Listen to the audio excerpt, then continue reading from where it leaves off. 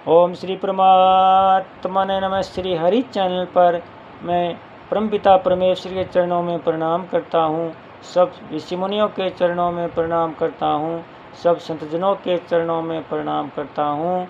मेरे देशवासियों का स्वागत करता हूँ। इस वीडियो को आप पूरा सुने, अंत तक सुने।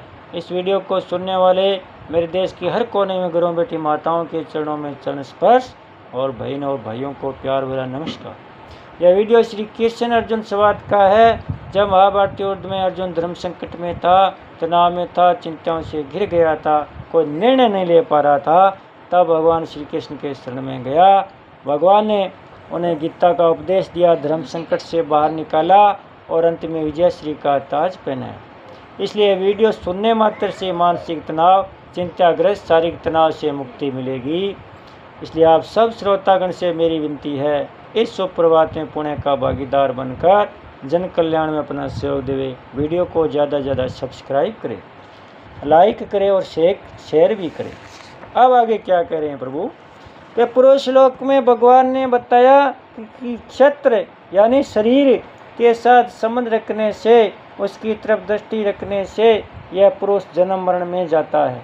तो अब प्रश्न होता है कि इस जन्म मरण के चक्कर से छूटने के लिए उसको क्या करना चाहिए। इसका उत्तर भगवान आगे के श्लोक में देते हैं।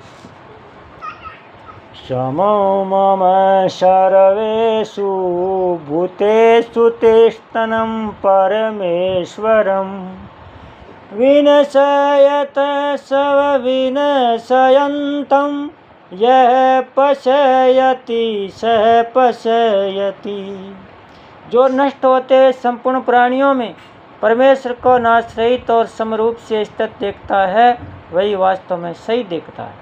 व्याख्या: सममम सर्वेषु भूतेषु, परमात्मा को संपूर्ण प्राणियों में सम कहने का तात्पर्य है कि सभी प्राणी विषम है, अर्थात स्थावर जंगम है, सात्विक राजस तामस है, आकृति से छोटे बड़े लंबे चौड़े है, नाना वर्ण वाले है। इस प्रकार तरह तरह के जितने भी प्राणी हैं, उन सब प्राणियों में परमात्मा समरूप से स्थित है। वे परमात्मा किसी में छोटे बड़े कम ज़्यादा नहीं है। पहले सीधे के दूसरे श्लोक में भगवान ने क्षत्रज्ञ के साथ अपनी एकता बताते हुए कहा था कि तू संपूर्ण प्राणियों में क्षत्रज्ञ मेरे को समझ।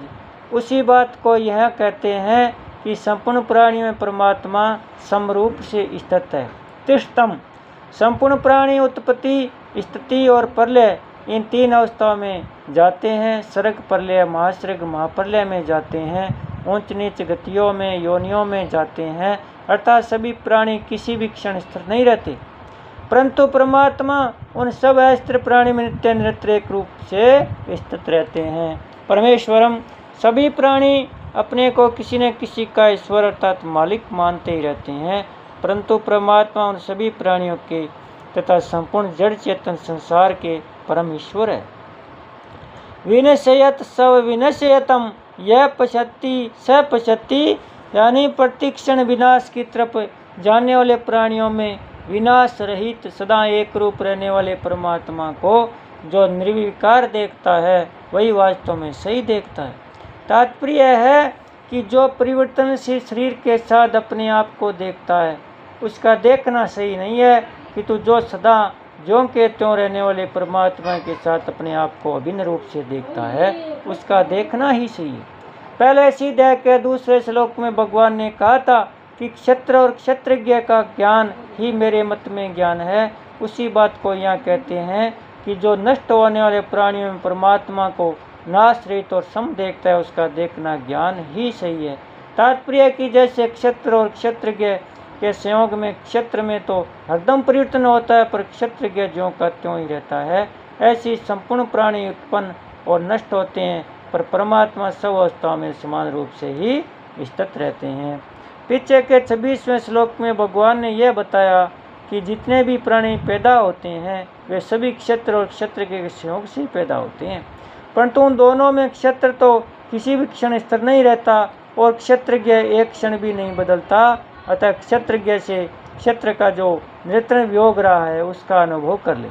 इसी 27वें श्लोक में भगवान ने यह बताते हुए कहा है कि उत्पन्न और नष्ट होने वाले संपूर्ण विषम प्राणियों में जो परमात्मा नाश रहित और समान रूप से स्थित रहते हैं, उनके साथ अपनी एकता का अनुभव कर लें। अब परिशिष्ट भाव है कि जैसे आकाश में कभी सूर्य का प्रकाश फैल जाता है, कभी अंधेरा छा जाता है, कभी धुआं छा जाता है, कभी काले काले बादल छा जाते हैं, कभी बिजली चमकती है, कभी वर्षा होती है, कभी ओले गिरते हैं, कभी तरह तरह के शब्द होते हैं, गर्जना होती है, परंतु आकाश में कोई फर्क नहीं पड़ता। वह ज्यों का त्यों निर्लिप्त निर्विकार रहता है। ऐसी सर्वत्र परिपूर्ण सत्ता में कभी महासर्ग और महाप्रलय होता है, कभी सर्ग और प्रलय होता है, कभी जन्म और मृत्यु होती है, कभी अकाल पड़ता है, कभी बाढ़ आती है, कभी भूचाल आता है, कभी घमासान युद्ध होता है, परंतु सत्ता में कोई फर्क नहीं पड़ता। कितनी उथल पुथल हो जाए, पर सत्ता ज्यों की तो निर्लिप्त निर्विकार रहती है। यह निर्विकारता स्वाभाविक है, जबकि विकार संकृत्रिम है, मानव है, बद्ध हो या मुक्त, पापी हो धर्मात्मा, यह निर्विकार सत्ता दोनों में समान रूप से स्थित है। जैसे गंगा जी निरंतर बहती रहती है,